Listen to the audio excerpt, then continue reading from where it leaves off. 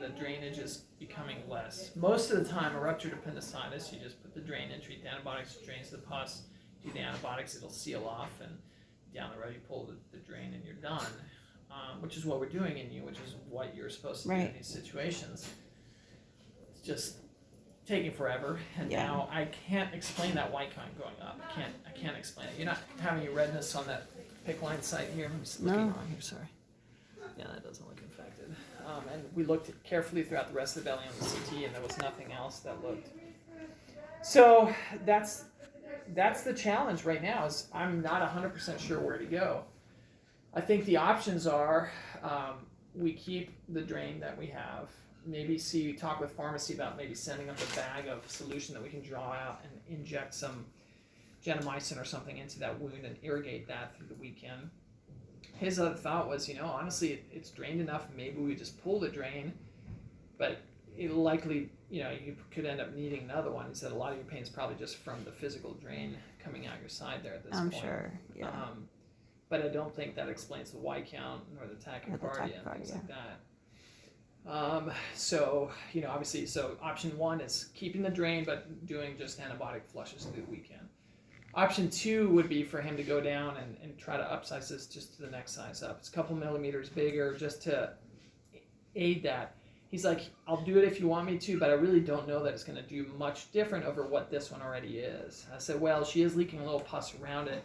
He said that's probably partly because that little port that's right up against there. And he said the problem is there's not a huge space for them to advance that port deeper than what it currently is. So he's like, we can do that if we want to try that, but he's not 100% sure that that's going to do any much difference from the current thing. The third option, I think, is to think about, should we take you back to the operating room this afternoon and try to laparoscopically wash that area out and place big drains in there, proper surgical drains that are closer in size to this rather than that little thing.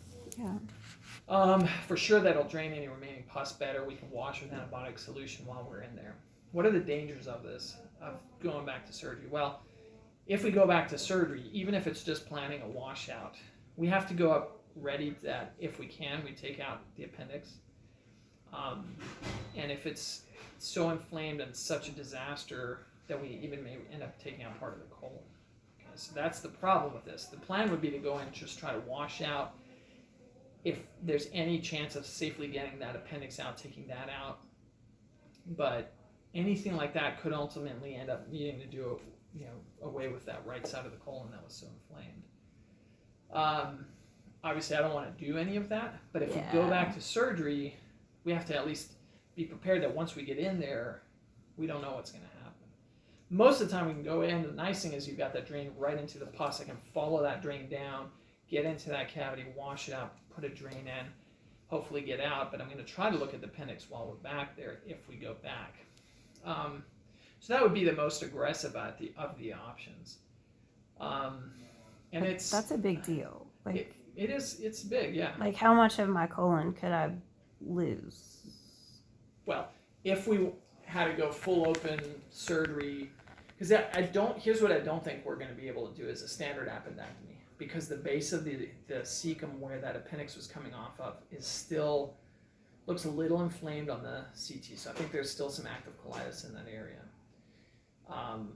And so it's probably not going to be, although he said there's an area of the appendix just a little bit down that looked kind of normal.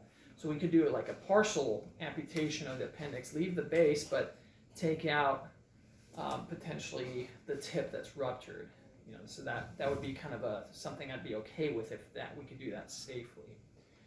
So obviously the surgery is the most aggressive option, but it's something we need to at least think about because you've been here now, what, 3 weeks, 2 weeks? 22 days. Yeah, 3 weeks. So, and it's not getting, I can't explain right now why it's not getting better.